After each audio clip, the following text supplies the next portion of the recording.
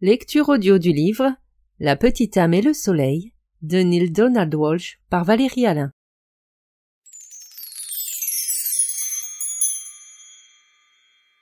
Il était une fois, au temps d'avant le temps, une petite âme qui dit à Dieu « Je sais qui je suis !» Et Dieu dit « C'est merveilleux, qui es-tu » La petite âme cria « Je suis la lumière !» Et Dieu s'exclama avec un grand sourire « Oui, c'est ça, tu es la lumière !» La petite âme était si heureuse. Elle avait résolu le mystère que toutes les âmes du royaume étaient venues résoudre. « Wouhou !» dit la petite âme, « ça c'est vraiment cool !» Mais bientôt, de savoir qui elle était ne lui suffit plus. La petite âme sentait des remous à l'intérieur, et maintenant elle voulait être celui qu'elle était. Et donc, la petite âme retourna voir Dieu. Ce qui n'est pas une mauvaise idée pour toutes les âmes qui veulent être celui qu'elles sont vraiment, et dit « Salut Dieu, maintenant que je sais qui je suis, est-ce que j'ai aussi le droit de l'être ?» Et Dieu dit « Tu veux dire que tu veux être celui que tu es déjà ?» Eh bien, répondit la petite âme, c'est une chose de savoir qui je suis, et une autre totalement différente de l'être vraiment. Je veux sentir ce que ça fait d'être la lumière. « Mais tu es la lumière, » répéta Dieu avec un autre sourire. « Oui, mais je veux voir comment on se sent, » s'écria la petite âme. « Bon, » dit Dieu avec un petit gloussement, « je suppose que j'aurais dû le savoir. Tu as toujours été le plus aventureux. » Puis l'expression de Dieu changea. « Il y a juste une chose. »« Quoi ?» demanda la petite âme. « Eh bien, il n'existe rien d'autre que la lumière. Vois-tu, je n'ai rien créé d'autre que ce que tu es. Alors il n'y a pas de manière facile pour toi de faire l'expérience de ce que tu es, puisqu'il n'y a rien que tu n'es pas. »« Hein ?»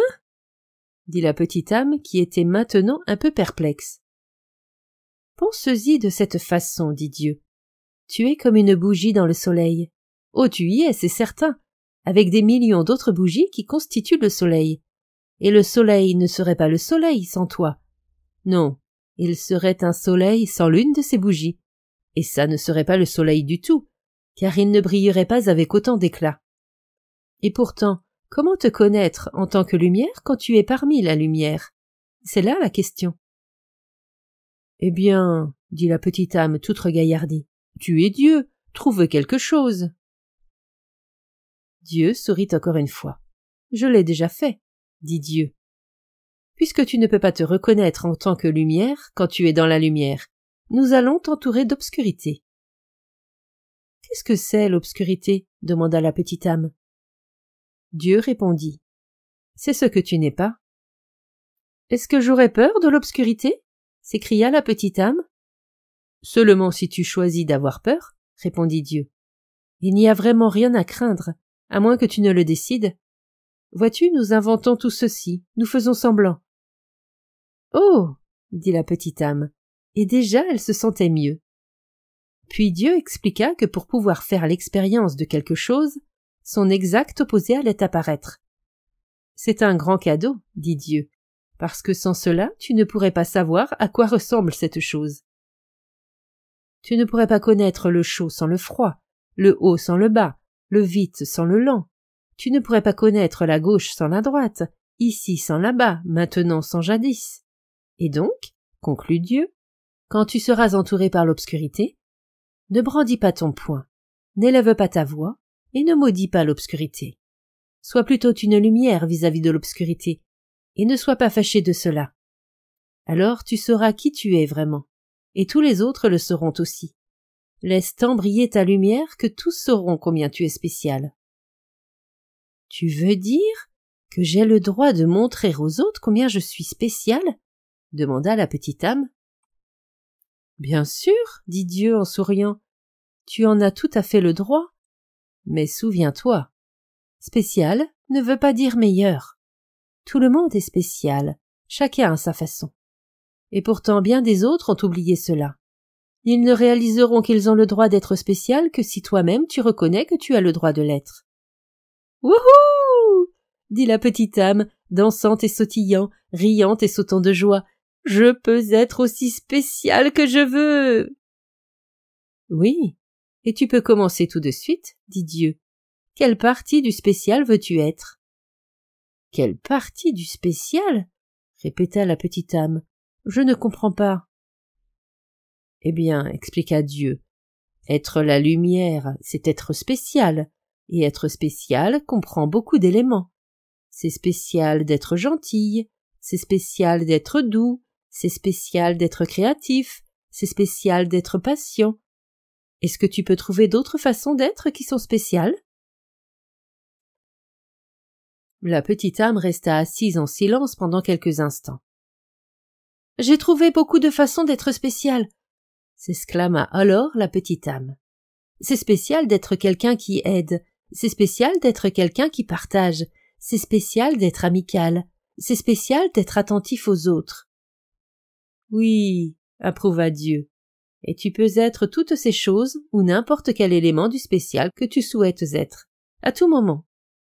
C'est ce que veut dire être la lumière. « Je sais ce que je veux être, je sais ce que je veux être !» annonça la petite âme tout excitée. « Je veux être la partie du spécial qui s'appelle « celui qui pardonne ».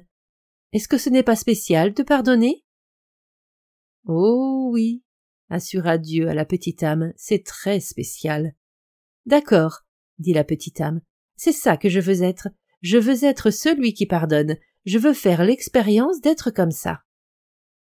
Bien, dit Dieu, mais il y a une chose que tu dois savoir.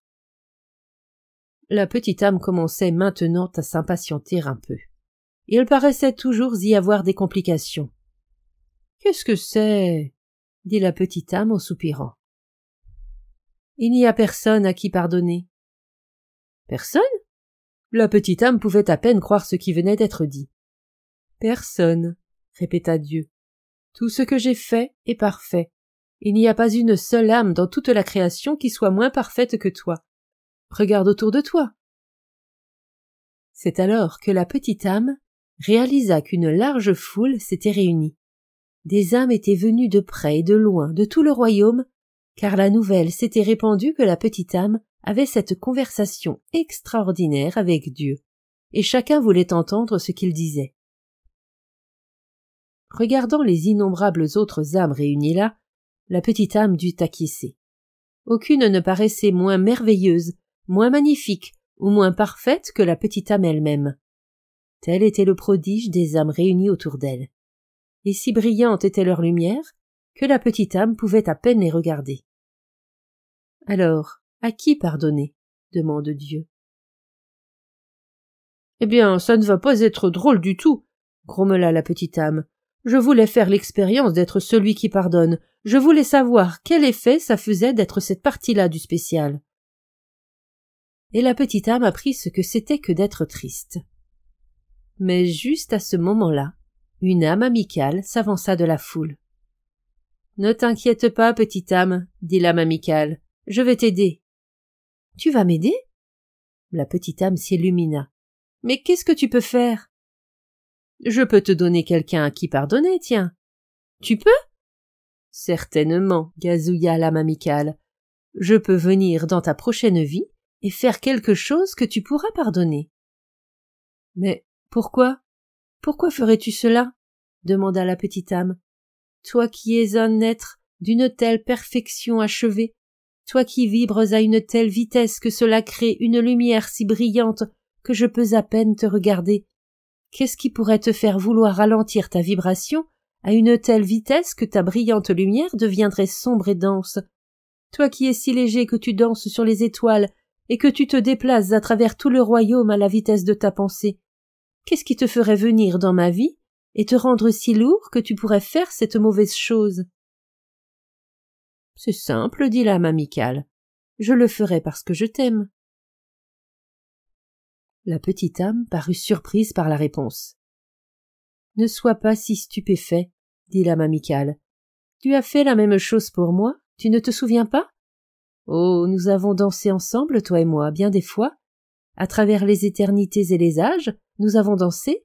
À travers le temps tout entier, et dans bien des lieux, nous avons joué ensemble. C'est juste que tu ne t'en souviens pas? » Nous avons tous deux été l'ensemble de toutes choses.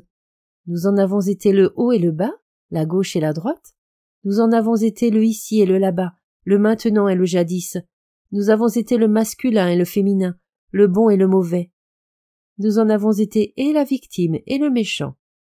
Ainsi nous nous sommes rencontrés, toi et moi, maintes fois auparavant, chacun apportant à l'autre l'exacte et parfaite occasion d'exprimer et d'expérimenter qui nous sommes vraiment. Et donc, continua d'expliquer l'âme amicale, je vais venir dans ta prochaine vie, et cette fois-ci je serai le méchant. Je ferai quelque chose de vraiment terrible, et alors tu pourras faire l'expérience d'être celui qui pardonne. Mais que vas-tu faire? Demanda la petite âme, un tout petit peu nerveuse, qui sera si terrible. Oh, répondit l'âme amicale avec une étincelle, nous trouverons bien quelque chose. Puis l'âme amicale parut devenir sérieuse, et dit d'une voix douce. Tu as raison à propos d'une chose, tu sais. Et c'est quoi? Voulut savoir la petite âme. Il me faudra ralentir ma vibration et devenir très lourd pour faire cette chose pas très gentille. Il me faudra prétendre être quelqu'un de très différent de moi. Alors j'ai une seule et unique faveur à te demander en échange. Oh, n'importe quoi, s'écria la petite âme, et elle commença à danser et à chanter. Je vais pouvoir pardonner. Puis la petite âme vit que l'âme amicale restait toute silencieuse. Qu'est-ce qui se passe? Demanda la petite âme. Qu'est-ce que je peux faire pour toi? Tu es un tel ange de bien vouloir faire ceci pour moi? Bien sûr que cette âme amicale est un ange, interrompit Dieu. Tous le sont. Souviens-toi toujours, je ne t'ai jamais envoyé que des anges. Alors la petite âme voulut plus que jamais exaucer la demande de l'âme amicale. Qu'est-ce que je peux faire pour toi? Demande de nouveau la petite âme. Au moment où je te frapperai et te terrasserai, répondit l'âme amicale. Au moment où je ferai la pire chose que tu puisses imaginer. À ce moment précis. Oui? Interrompit la petite âme. L'âme amicale devint de plus en plus silencieuse. Souviens-toi de qui je suis réellement.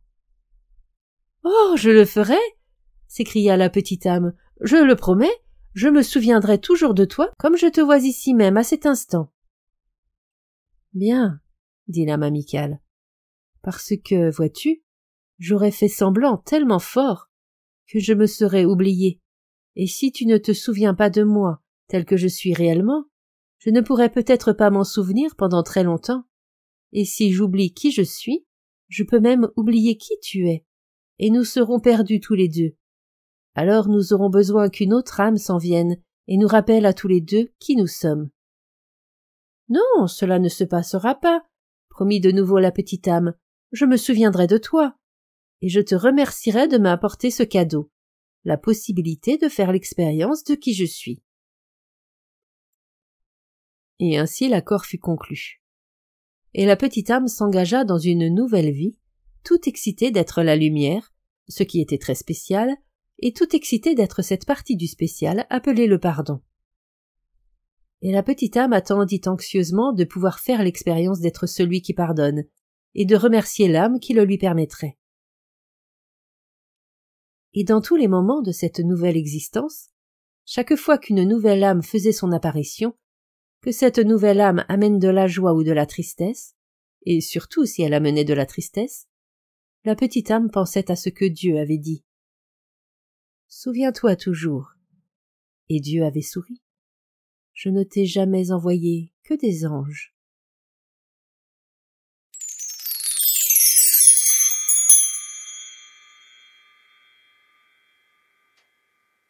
Fin de la lecture du livre La petite âme et le soleil. Merci de votre écoute.